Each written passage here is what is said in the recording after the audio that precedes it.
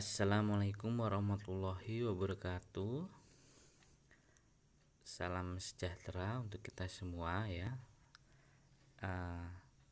Hari ini kita akan belajar tentang prinsip kerja mekanisme katup. Ya, katup atau valve ya. Yang pertama, pengertian katup ya. Katup atau dalam bahasa tekniknya disebut valve merupakan suatu komponen pada mesin yang terpasang pada bagian kepala silinder yang bergerak sesuai langkah piston. Nah, katup atau valve ini hanya digunakan pada mesin 4 tak, mesin 4 langkah ya. Sedangkan mesin 2 tak tidak menggunakan katup atau dia tidak memakai katup. Nah, di sini fungsi dari katup. Yang pertama ada katup in ya. Katup in atau katup hisap itu berfungsi untuk mengatur masuknya campuran udara dan bahan bakar ke mesin. Nah, jadi di sini fungsi dari katup in ya atau katup hisap itu dia berfungsi untuk mengatur masuknya campuran udara dan bahan bakar ke dalam mesin. Nah, yang kedua ada katup X atau katup buang. Nah, di sini katup X atau katup buang berfungsi untuk mengatur keluarnya gas buang sisa pembakaran dari mesin. Nah, katup X inilah yang berfungsi membuang atau mengeluarkan gas sisa pembakaran di dalam mesin ya.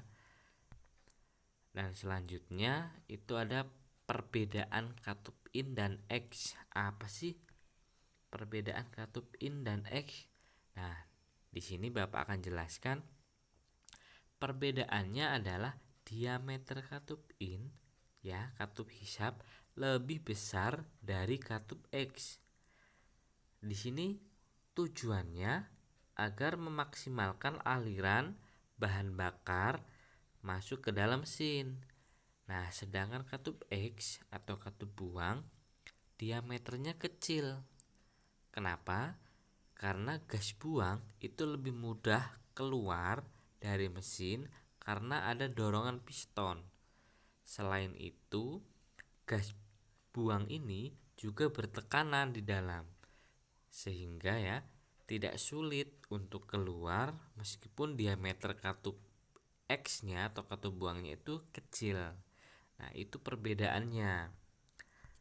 Nah, di sini ada gambar diameter katup in dan X. Nah, contohnya seperti ini. Jadi di gambar terlihat yang besar atau yang diameternya lebih besar itu katup in, dan yang diameternya lebih kecil itu katup X. Nah, itu cara gampang kita membedakan mana nih katup in dan X pada motor 4 tak. Oke. Selanjutnya di sini ada jenis mekanisme katup. Nah, jenis-jenisnya ada berapa nih? Ada 2 macam. Yang pertama OHV, overhead valve. Dan yang kedua ada OHC, overhead camshaft. Apa sih bedanya overhead valve sama overhead camshaft? Nah, di sini dasarnya katup ya. Itu yang pertama ada 2 macam ini, jenis OHV dan OHC. Nah, seperti di gambar ya. Bentuk OHV itu dia tidak menggunakan camshaft di atas kepala silinder, makanya di sini disebut overhead. Kalau yang OHC itu dia overhead camshaft. Jadi camshaftnya atau noken as kalau kita sebut ya, bilang di bengkel itu noken as. Itu kalau yang tipe atau jenis OHV itu dia posisinya di bawah. Jadi camshaftnya di bawah. Yang naik itu hanya valve atau katupnya. Sedangkan yang OHC ini dia camshaftnya atau noken asnya di atas. Nah, seperti di gambar ya, bisa kita lihat itu kalau yang OHV itu posisinya camshaft atau noken as di bawah. Dia hampir sejajar dengan torak atau dengan crankshaft ya. Dia posisinya tidak menggunakan rantai sentrik ya atau timing chain ya. Di sini yang kalau yang OHC itu menggunakan rantai sentrik. Nah, itu bedanya. Next, itu ada jenis OHC ini dibagi lagi menjadi dua jenis. Apa aja? Yang pertama itu ada SOHC atau single overhead camshaft. Apa sih maksudnya? Di sini di mana hanya memiliki satu camshaft atau satu noken as untuk menggerakkan kedua katup. Nah, ini jenis ini banyak digunakan pada sepeda motor pada umumnya. Dan yang kedua itu ada DOHC ya, atau double overhead camshaft. Nah, di mana pada jenis ini memiliki dua camshaft atau dua noken as, makanya disebut double. Kalau yang pertama tadi single, jadi hanya satu camshaft, itu bedanya. Nah, untuk menggerakkan 4 katup biasanya kalau yang DOHC itu dia katupnya sudah 4. 4 itu maksudnya katup in 2 dan katup X-nya 2 gitu ya. Di sini masing-masing camshaft menggerakkan 2 katup. Jenis ini banyak digunakan pada mobil biasanya. Namun sekarang pada sepeda motor juga banyak sudah digunakan. Contohnya nih ada tipe motor Satria FU, CBR ya, CB150 dan masih banyak lagi. Biasanya tipe-tipe motor sport atau motor yang posisi mesinnya itu berdiri. Nah, itu yang banyak digunakan pada DOHC. Oke, lanjut. Nah, di sini ada gambar perbedaan jenis SOHC dan DOHC. Nah, terlihat di gambar kalau yang SOHC itu noken asnya atau cam itu ya, yang keterangannya cam itu hanya satu. Dia masih menggunakan rocker arm atau pelatuk klep ya, pelatuk katupnya. Kalau yang DOHC itu dia cam shaftnya atau noken asnya sudah dua, dia langsung, jadi tidak menggunakan rocker arm lagi. Selanjutnya ada cara kerja katup atau valve ya. Gimana sih cara kerjanya? Yang pertama itu yang jelas cara kerjanya mengikuti siklus kerja mesin 4 tak seperti yang sudah kita pelajari sebelumnya. Langkah pertama langkah hisap, yaitu katup in, dia membuka mengalirkan campuran udara dan bahan bakar untuk masuk ke ruang bakar. Selanjutnya ada langkah kompresi, yaitu katup in dan X itu keduanya menutup. Nah, piston mendorong dan memampatkan campuran udara dan bahan bakar tadi yang sudah dihisap sehingga terjadi tekanan atau kompresi di dalam ruang bakar. Selanjutnya langkah usaha. Nah, di sini tekanan kompresi ya yang dihasilkan langkah kompresi tadi itu akan dibakar atau akan diledakkan oleh bunga api yang berasal dari busi ya, sehingga terjadi ledakan. Nah, di sini posisi katup in dan X itu masih menutup. Jadi kedua katup masih menutup ya gerakannya. Selanjutnya itu langkah buang ya. Jadi siklus 4 tak seperti itu.